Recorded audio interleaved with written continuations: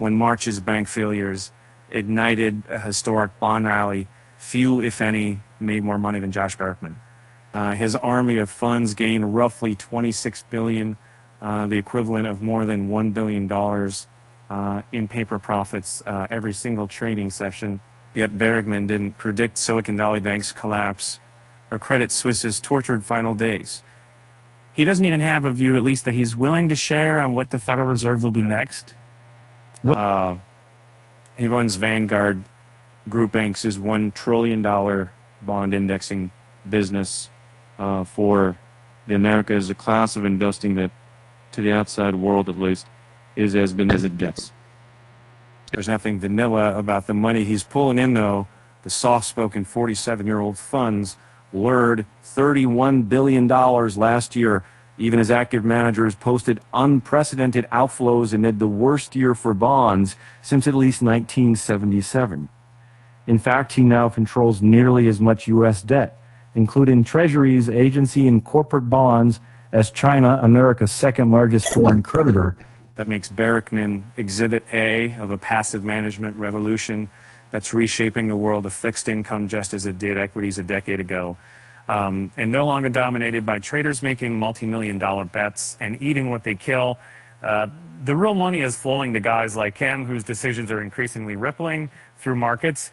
We do have size and scale, and that matters in the marketplace. Berkman said in an interview, tracking his job 1, 2, and 3, he said, adding, if we can have a basis point a year, that's a lot of real money.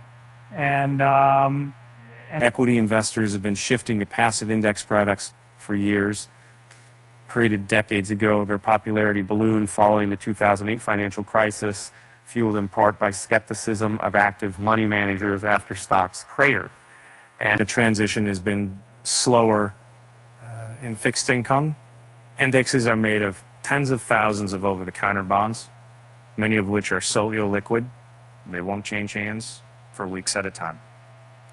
It's hard to buy the entire market the way equity investors can buy every stock, making it more difficult for an index fund to track the performance of its benchmark closely. Indeed, the fixed income market has long been seen as more complex relative to stocks, allowing firms to justify the need for active management and the juicier fees that comes with it. But history is repeating. The dramatic losses in debt markets last year, fueled by the most aggressive Federal Reserve policy tightening in a generation, has turned what was once to actually a relatively slow and steady shift away from active bond funds and toward passive products into a stampede. And the gap between passive and active net flows reached a record about $1.04 trillion in 2022, almost triple any other year according to data from EPFR. Passive funds lured $279 billion in new cash, while active funds led $757 billion.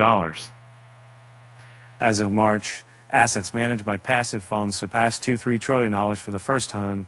They now account for 31% of the fixed income fund universe.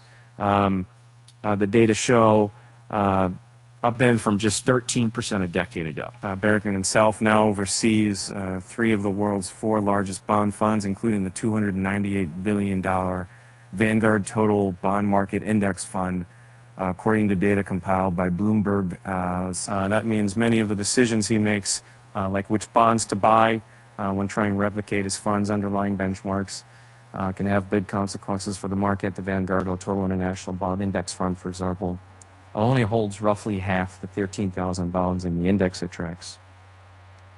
We have to be, by definition, overweight some places and underweight others to build a sample.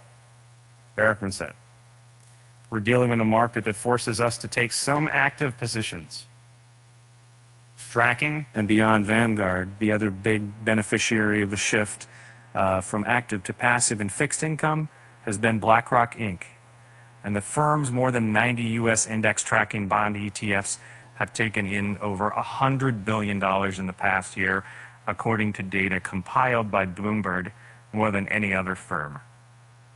Gang, who managing partner at Winshore Capital Partners, which specializes in inflation-protected investments, said passive funds, particularly those run by Vanguard and BlackRock, have become so big and influential that he keeps a spreadsheet tracking their daily flows. Their impact is particularly significant toward the end of the month when funds move large swaths of securities around to the bridge, accommodate investment flows, new issuance, and maturing bonds as their benchmarks rebound. Everyone watches their flows. Who said they could easily move the market? You have to anticipate their moves. The sheer size of passive mutual funds and bond ETFs run by Berkman and a few others have changed the dynamics of the market in recent years. Said Thomas between miles, they have no honesty. And they have so be the dynamics and miles to say about what you had. And in this second power, remember, there used to be a time in the bond market where a lot of funds would move on the last day of the month, he said. But because they are so large now, they have to move days before month end, which means their position adjustments affect the yields for a longer period. A native of Ohio, Berkman graduated from Ohio Northern University before earning his MBA from Lehigh University.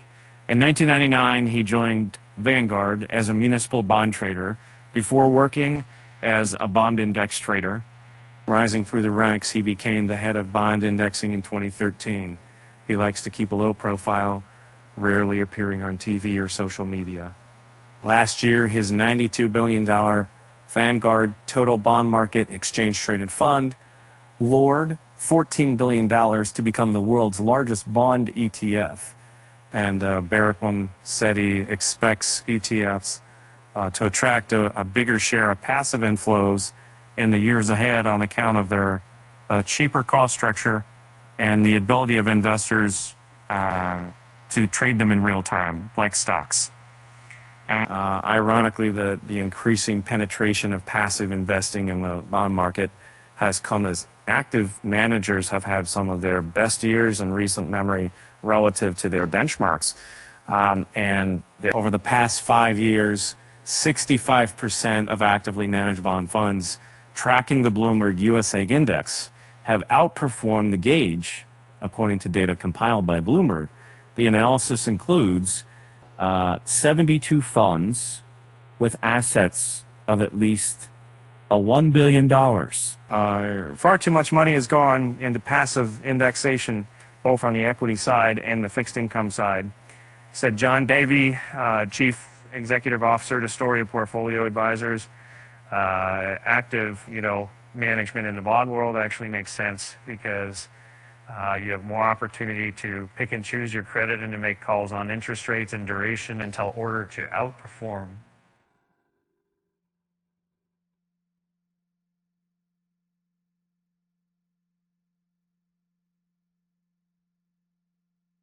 And that's often producing backclass, and Berkman agrees that there's a place for active funds in fixed income investing, even as passive products continues to eat. We're not anti-active.